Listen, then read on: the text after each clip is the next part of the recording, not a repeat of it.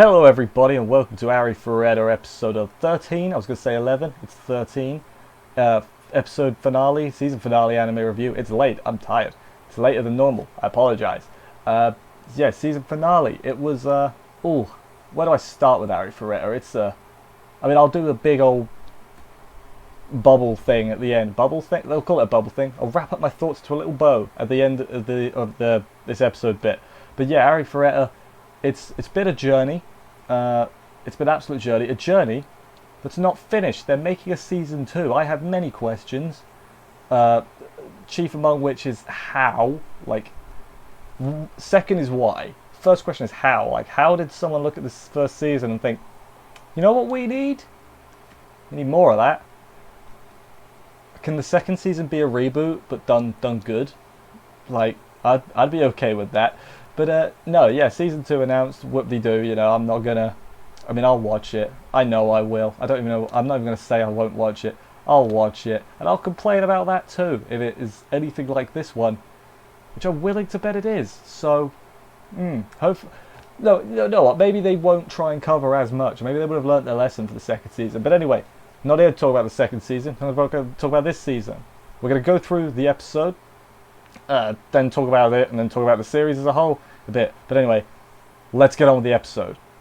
We open up with Hajime and friends, and also that guy, Endo. His name was Endo, I remember. Making their way through. We've gone back in time a little bit. This is basically how they get to the monsters, pile drive through, arrived at the others and everything. Hajime's like, hey guys, how are you? Basically how it goes. They know it's Hajime. Kaori recognizes. So that's good.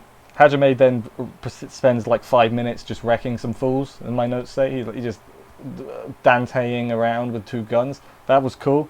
The others are shocked that's him. The guy who attacked Hajime is looking at him like, crap. What am I going to do now? He's back. If he knows it's me, I'm dead, basically. He's proper scared.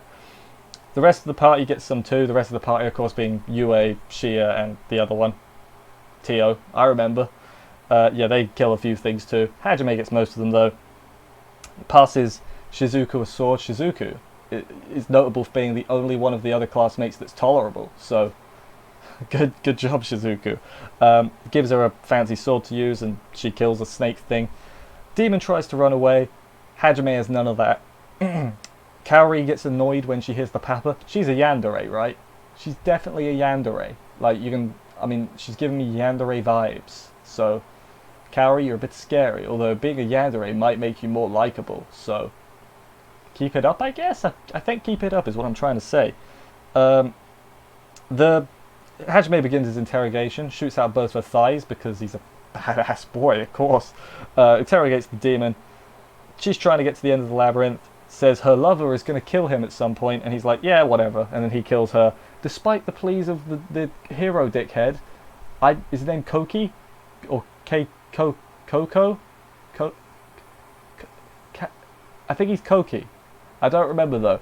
I've read the light novel, the first volume at least, since last week, as I said I would. I'll talk about it a little bit towards the end, because boy, I see what everyone was on about. But anyway, what happened next? So that general guy survived. Mend, what was his name? That could be completely wrong, I don't remember. General guy survived thanks to the healing efforts of Shia and Hajime's crew. Kaori starts crying because he's alive. She's like, and giving a hug. Gives him a hug. He's getting death glares from everywhere. Shizuku's glaring at him. Yue's glaring at him. I think Shia was glaring as well.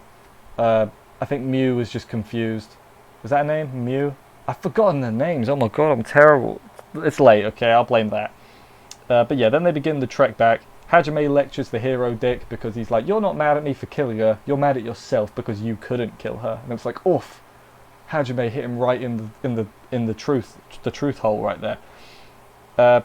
He tells them basically, I'm not sticking around, I'm going home, I'm leaving, I'm not sticking around with you guys, I don't like you. They get back up top, where there was an army that was coming to save them. A bit late, army, they would be dead if they waited for you, so good job Hajime was there. Kaori asks to go with him and then says, I love you, and Hajime's like, sorry, I love Emilia.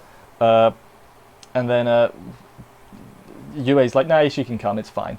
It's fine, she can come. I need a rival. Shizuku Kaori goes a bit crazy asking about the papa, yandere mode, and Shizuku's like, alright, let's stop that. It's weird, you know, they finally started showing some personality in the final episode. So, good for them, I guess. He tells Kaori when they're leaving, he's like, here's when we're leaving, don't be late or we'll leave without you, basically. Later, Shizuku returns the sword, tells her to keep it, whatever, whatever. What happens next? There's a guy watching, I think it's the hero dickhead, Coco, that guy, hero dickhead. Yue thinks she's a threat. You got Yue and not Shizuku, the other one, Kaori, looking from behind a bush at Shizuku, like, are you a threat? See, even Yue knows that Shizuku's the best of the classmates. She knows she's best girl, or is it Shia? It's between Shizuku and Shia's done more. So, don't know. Let me know your best girl in the comments below. I'm sure that would cause no arguments. Yeah, then the gang drive off on their next adventure. Kaori's in the back and she's sad about it. She's like, no, Yue always gets to sit in the front, and it's like, oh, okay. But yeah, see, like I said, that was the end of the episode. Episode itself, I thought it was a fine way to end the season. It was, I mean, it was what, I guess the reunion thing, it did sort of come full circle in a way. So I guess it was a good episode. It was a good finale, I guess. It tried to do a big old fight as well. I'm going to say it was, for Arifureta, for this show, it was a successful last episode. In the grand scheme of things, obviously not, but, you know, for this show, fair enough. Okay, let's quickly talk about the series itself. Feels like it's gone forever, by the way. We're starting, like, next season up, and Arifureta is left over. It's like, I'm just finishing, I'll be out in a minute. It's like that one, have you ever worked in a shop, right, and you got that one customer who's just there after the shop's closed, you're just waiting to shut up? That's Arifureta. That is what, I know that's a weird metaphor, but it makes sense, trust me. But yeah, the shows itself.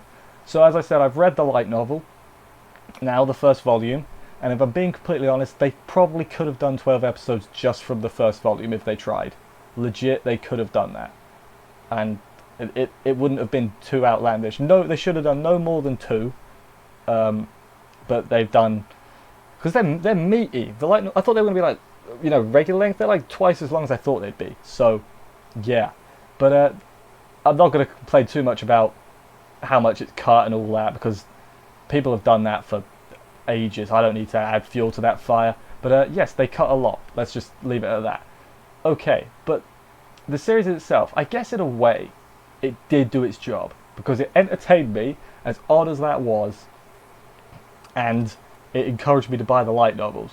So it was a good advert, and I was entertained. Not because it was good. I'm not going to sit here for a second and say, oh, you know, it was really good. But I did enjoy it, and it was definitely the best isekai, I think, of last season, which is a bit sad, really. Yeah, I did enjoy it, but it's not good. You know, I enjoyed it despite its flaws. Like, I was fully aware this was not, like, I can't recommend this at all. But I still enjoyed it, and I think I take solace in that series. Is this a guilty pleasure? Maybe. Is it a guilty pleasure if you still recognise it's bad? Maybe, but if so, that's what Arifureta is to me. I think it was, I think it could have been a lot better. After reading the light novel, like, I'm convinced this is a good series, but the anime is not good. So, yeah, there are a lot of things wrong with it. But again, you know, it's been all said before. I wouldn't be treading anything new.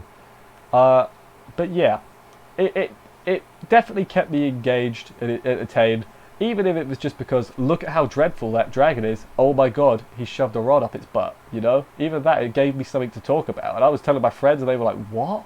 It sounds dreadful." And I'm like, "Yeah, it is." And unlike Isekai Cheat Magician and stuff like that, that just bored me. I was never bored watching Arifureta. I was having a great time.